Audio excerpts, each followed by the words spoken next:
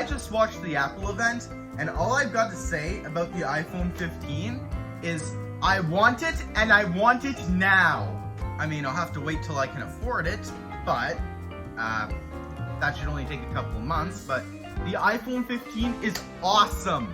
So good that I don't even feel the need to get the iPhone 15 Pro.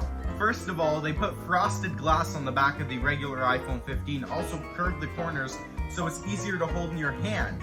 And I've been waiting for Apple to make this obvious move ever since the iPhone 12, because the iPhone 12 looks so uncomfortable to hold without a case. But I mean, I will still be using a case, but this fixes the comfort issue either way. And makes the phone look 10 times better. The regular iPhone 15 and 15 Plus got the A16 Bionic chip from the iPhone 14 Pro, which makes this phone much faster than the 14, which I think the 14 and the 14 Plus from last year being so like the 13 is why I'm so excited about the 15 having all these changes.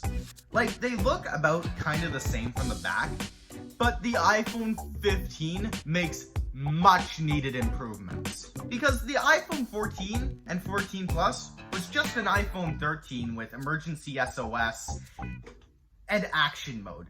Those are the only notable differences between the iPhone 14 and 13. And I know I will be hearing complaints from the Android community saying, why didn't Apple give the iPhone 15 and 15 Plus USB-C with 3.0 speeds? Because nobody needs that.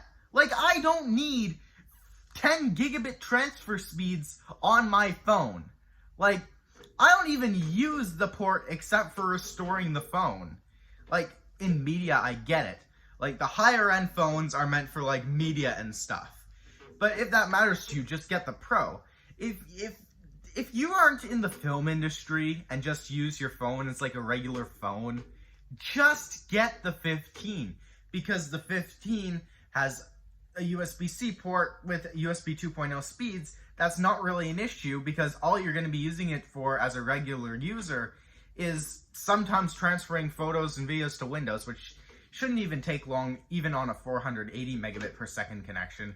Just go get a coffee while you transfer the photos and they'll be done way before you get back. And if you want to restore the phone with Finder or iTunes, you're already spending a day anyway. So why not just cheap out on the USB 2.0 port? Because honestly, the only thing I'll be using it for is restoring the phone if it runs out of storage or something.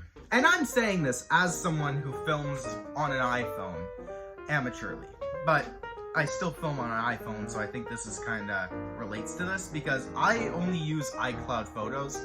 I sync my iPhone with iCloud after I'm done filming, and then it's right on my computer where I can go to the Photos app and transfer them on. It takes a bit longer, but not that much longer with my internet speeds than actually going and grabbing a cable. Or if I had a compatible Wi-Fi chip, I could use AirDrop and AirDrop all the files to my computer. But I'm not going to get a compatible Wi-Fi chip because I don't really need one. Intel Wi-Fi works fine. I barely ever use Bluetooth on a computer. They added to the emergency SOS service in the US, which now can call roadside assistance if you need. But honestly, I can never see myself even using emergency SOS because I'm usually in a city area or an area with cell reception. I have barely ever been in an area where the only communication is satellite. I've always been in an area with good phone service. And if not, another carrier probably has it and I could call 911 either way. I mean, I don't see the purpose to emergency SOS unless you're going into places regularly with no cell reception. And if I'm being honest, emergency SOS and roadside assistance via satellite is kind of been a punchline to me since the iPhone 14 and 14 Pro launched. Because it's useless as. And another product I am excited for and excited to buy at some point, probably in a month or two with the iPhone 15, is AirPods with USB-C, which is the most lame announcement. They didn't announce any new features with it, but I want USB-C AirPods. Also, my AirPods are kind of dying anyways. I have the AirPods 2nd generation. The right AirPod barely makes a sound. And I think it's time to replace these anyway. So I'm going to be getting the AirPods Pro with the phone. But that's the most boring thing, and I just wanted to get that out of the way. I don't think they even said which AirPods are getting USB-C. Okay, so it's only the AirPods Pro, but I'm planning on getting the AirPods Pro anyway, so... And being honest, unless they don't fit into your ears, the AirPods Pro is the only AirPods that you should really be getting. But the one thing I'm extremely hyped for is the Apple Watch Series 9. Because I'm going to be buying the Apple Watch Series 9 Nike Edition to replace my aging Apple Watch Series 3, which has an aging battery. Lost support on watchOS 8, so I haven't gotten a feature update in so long on this thing, and it's kind of slow. So I'm probably going to be upgrading to the Series 9 Nike Edition.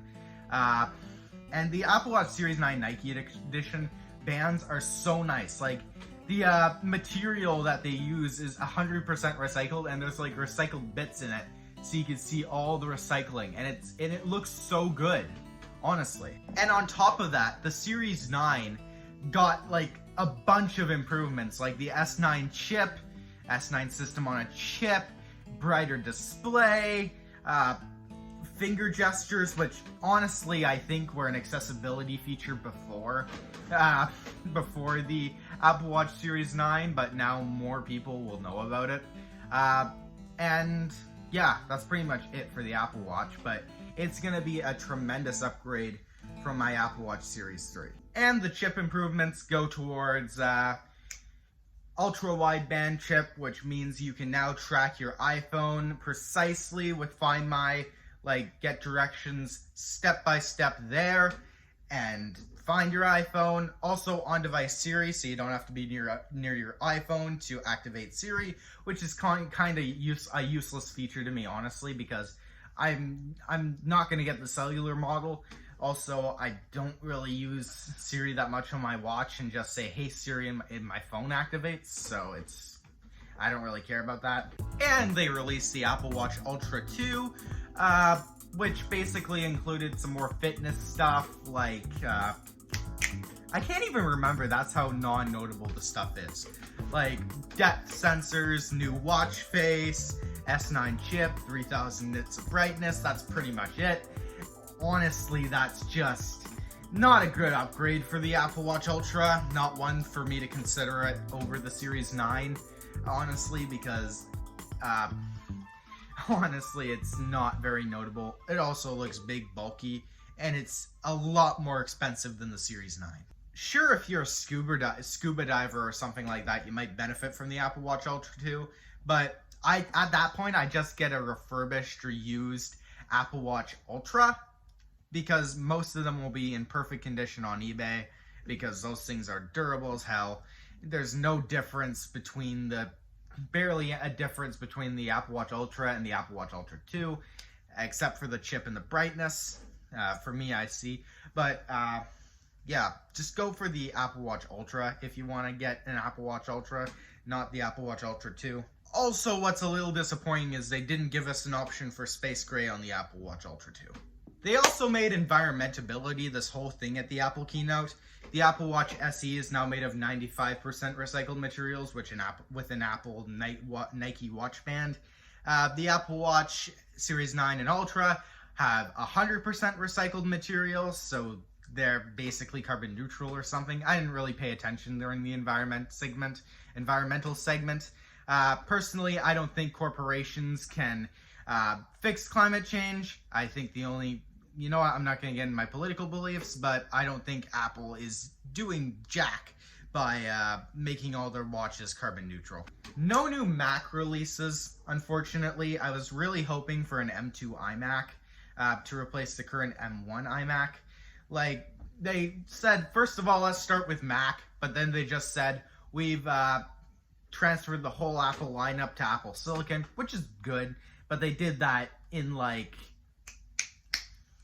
June at the WWDC 23, with the Mac Pro. So that was kind of disappointing, as we didn't get an M2 iMac release. And that was the only thing that needed to release for me to get a row on the Apple September event keynote bingo. Ugh. They also added a 6 and 12 terabyte iCloud Plus tier. And this was a huge disappointment for me, honestly. Like, no, for one thing, no one needs 6 and 12 terabytes of iCloud space. 2, I'm stuck with 200 gigabytes. Now, that's fine. But the problem with that is I'm running out, and I'm going to run out soon. And I hoped that Apple would give us upgraded tiers of their existing tiers. I thought they were going to upgrade us to 400 gigabytes on the 200 gigabyte tier, but unfortunately that didn't end up happening. So I'm going to have to buy Apple One if I don't want to buy 2 terabytes of iCloud storage, which I'll probably end up doing, honestly. But I don't need 2 terabytes, and I'm pretty upset about this. And that's pretty much it from me. The reason I didn't go that in-depth about the iPhone 15 Pro is because I kind of hate it. Hate's a strong word, but I kind of dislike it because, honestly, there's not many notable upgrades for the average person on that phone, honestly. Like, what they could have done is put the iPhone 15 and 15 Plus to 120 hertz, and I don't think anybody would have wanted to buy the 15 Pro. Like, if you really want 120 hertz, go for the 15 Pro, but if you're fine with 60, just go for the 15. The 15 Pro is just kind of a horrible value all around. And honestly, I think the entire lineup is pretty good except the iPhone 15 Pro and Apple Watch Ultra. This year was not a very good year for Pro releases of the iPhone and Apple Watch, and it was honestly kind of boring in those segments. So yeah, that's really all I have to say about the Apple event thus far. And a list of the products I'm going to be buying is the iPhone 15 in green, base model, the Apple Watch Series 9, I'm probably going to get pink for the lulz, and the AirPods Pro with USB-C. I know the AirPods Pro didn't get an upgrade this time around, but I really don't care. All I really want is USB-C, so I can use the same connector for my entire ecosystem. That's all that really honestly matters to me personally. So that's what I'm going to be getting. But anyway, thank you guys for watching. Comment, like, and subscribe, and I'll see you guys later. Bye! And now let's go onto YouTube and see who got the Apple event video up before me. Oh.